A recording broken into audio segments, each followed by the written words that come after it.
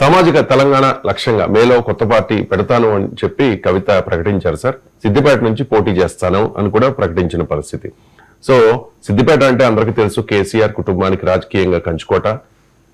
హరీష్ రావు అక్కడ 7 సార్లు అప్రతిహతంగా గెలిచారు. అంతకుముందు 5 సార్లు కేసీఆర్ గెలిచిన పరిస్థితి. ఎందుకు సార్ కవిత సిద్దిపేటని టార్గెట్ చేశారు? అంటే 2 పాసిబిలిటీస్. సిద్దిపేట యాక్చువల్గా హరీష్ రావు సీట్, ఇప్పుడు అంతకుముందు KCR seat. So KCR seat Harish Rao KCR ఎంపీగా గెలిచాడు, సిద్దిపేట నుంచి ఎమ్మెల్యే గెలిచాడు 2004లో.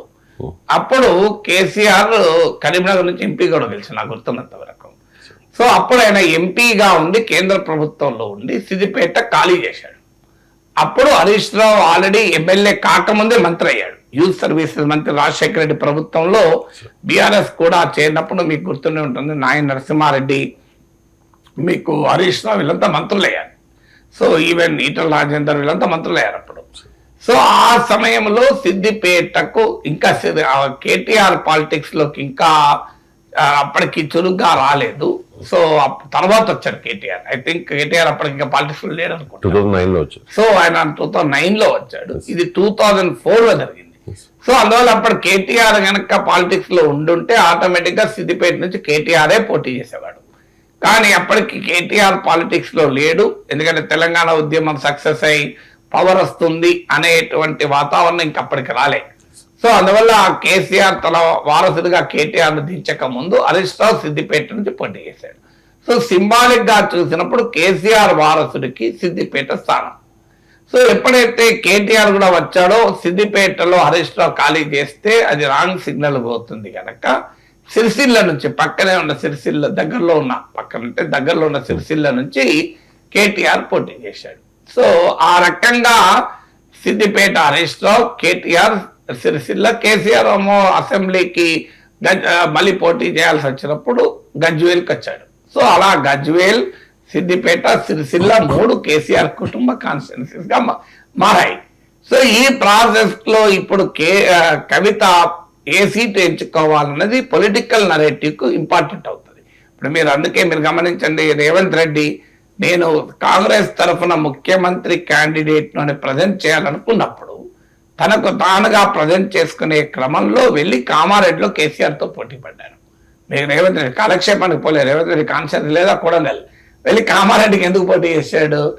అలాగే ఈటల రాజేందర్ బీజేపీ అధికారంలోకి వస్తే బీసీ ముఖ్యమంత్రి చేస్తానని హామీ ఇచ్చారు కనుక ఆ బీసీ ముఖ్యమంత్రి అభ్యర్థి నేనే అనే ఒక పొలిటికల్ నరేటివ్ కొరకు ఈటల రాజేందర్ వెళ్ళి గజ్వేల్లో పోటీ చేశాడు. ఆయనకు లేదా హుజూరాబాద్ సీటు ఉండగా కూడా గజ్వేల్ నుంచి ఎందుకు పోటీ చేశాడు? సో డెలిబరేట్ గానే, అంటే ఒక పొలిటికల్ నరేటివ్ బిల్డ్ చేస్తానికి కూడా సీట్ ను ఎంచుకుంటారు. అరవింద్ కేజ్రీవాల్ బీజేపీకి, మోడీకి నేనే ప్రత్యామ్నాయం అని చెప్పుకోవటానికి ఆయన వారణాసి వెళ్ళి పోటీ చేశాడు మోడీ పైన. సో పొలిటికల్ నరేటివ్ బిల్డింగ్ లో అసెంబ్లీ సెగ్మెంట్ ఎంచుకోవడం కూడా కీలకం. మోడీ గుజరాత్ నుంచి వెళ్ళి ఉత్తరప్రదేశ్ లో వారణాసి ఎందుకు చేశాడు? హిందుత్వ పాలిటిక్స్ కు తాను ఐకాన్ అని చెప్పుకోవటానికి హిందువులకు అత్యంత పుణ్యక్షేత్రమైనటువంటి వారణాసి నుంచి పోటీ చేశాడు. ఉత్తరప్రదేశ్ లో సీట్లు లేవా, బీజేపీకి బలమైన సీట్లు అయినా ఉత్తరప్రదేశ్ పోటీ చేయడం గుజరాత్ సరిపోతుందా కదా? గుజరాత్ లో ఎక్కడి నుంచి అయినా మోడీ అద్భుతమైన మేరతో గెలుస్తాడు కదా. సో తన హిందుత్వ పాలిటిక్స్ ను సింబలైజ్ చేసుకోవటానికి మీకు ఒక ఇండికేటర్ గా చేస్తారు. రాహుల్ గాంధీ వాయనాడుకి ఎందుకు వచ్చాడు? సేఫ్ సీట్ అనే కాదు, నార్త్ లో సౌత్ లో కాంగ్రెస్ పార్టీకి రిలేటివ్ గా బలం ఉంది కనుక ఆ బలాన్ని గుర్తించే క్రమంలో వెళ్ళి సౌత్ ఇండియా నుంచి పడేశారు. నార్త్ ఇండియాలో ఎక్కడో చోట ఒక సేఫ్ సీట్ దొరకదా? కంపారిటివ్లీ ఇప్పుడు మీకు హిమాచల్ ప్రదేశ్ లో ఓ సీట్ దొరకదా? అక్కడ అధికారంలో ఉన్నారు కదా.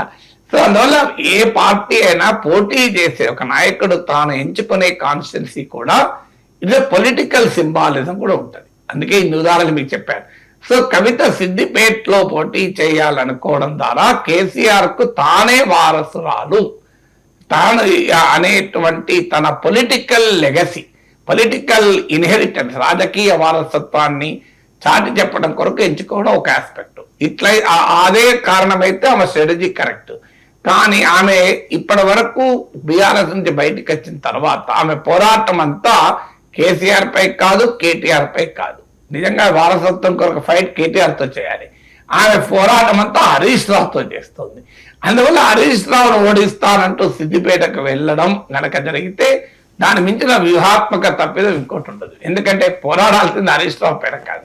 నిజంగానే నీకు పొలిటికల్ గా ప్రూవ్ చేసుకోవాలనుకుంటే కేసీఆర్ పైన పోరాడాలి, కేటీఆర్ పైన పోరాడాలి. హరీష్ రావు మీద పోరాడితే ఏమొస్తుంది? హరీష్ రావును కేసీఆర్ కుటుంబ రాజకీయాల్లో ఆయనను బాధితులుగానే సమాజం చూస్తుంది. ఇది also one of the victims లానే. ఎందుకంటే కేసీఆర్ కేటీఆర్ ని చేయాలనుకుంటున్నాడు, హరీష్ రావు చేయడం లేదు. హరీష్ రావు సీనియారిటీ ఉన్నవాడు, కేటీఆర్ రాజకీయాల్లో లేనప్పుడు హరీష్ రావు ఉన్నాడు. మొదటి నుంచి కేసీఆర్ ఎప్పుడున్నది హరీష్ రావు, కానీ కొడుకుని చేస్తున్నాడు అన్నది కదా విమర్శ. సో మీకు కేటీఆర్ ని వర్కింగ్ ప్రెసిడెంట్ చేశారు, కేటీఆర్ ని కేబినెట్ లో ఆల్మోస్ట్ నెంబర్ 2 చేశారు, అందరికి అర్థమవుతుంది. సో అందువల్ల మీకు హరీష్ రావునే విక్టిమ్ గా సమాజం భావిస్తున్న సమయంలో కుటుంబ రాజకీయాలు కవిత నేను విక్టిమ్ కనుక మరో విక్టిమ్ తో పోరాడుతా అంటే జనం ఎట్లా యాక్సెప్ట్ చేస్తారు? అందులో సిద్దిపేట హరీష్ రావు చాలా సేఫ్ సీటు, ఆ భారీ మెజార్టీలతో గెలుస్తూ ఉంటాడు ఎంత క్రిటికల్ టైంలో కూడా. అందుకే ఆమె ఇంకో మాట కూడా ఉన్నది, సిద్దిపేట లేదా బోధన్ అన్నది. అది కూడా ఒక రాంగ్ నెరేటివ్. చెప్పేటప్పుడు నీకు స్పష్టత ఉండాలి, సిద్దిపేట నా బోధన అన్న అంటే ఎట్లా. సో అందువల్ల క్లియర్ గా ఎక్కడి నుంచి పోటీ చేయాలనే విషయంలో కూడా కవితకు స్పష్టమైన నరేటివ్ లేదనడానికి ఇది ఒక ఉదాహరణ కదా.